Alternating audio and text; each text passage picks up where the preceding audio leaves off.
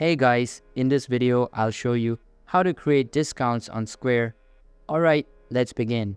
First of all, open any type of preferred browser on your PC and search for squareup.com. After that, open the official website and sign into your account. Once signed in, you will be sent to your account's dashboard.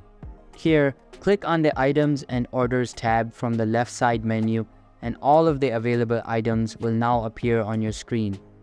On this web page, click on the Discounts embed from the left side panel, and then click on Create a Discount button. Now, all you need to do is enter the discount name, amount type, and the amount. You can type in or select whatever you want and also tweak some other features.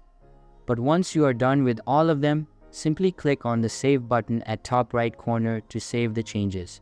So that's basically how you can create discounts on Square, and that's it for this video. If you find this helpful, consider subscribing and giving this a big thumbs up. Thanks.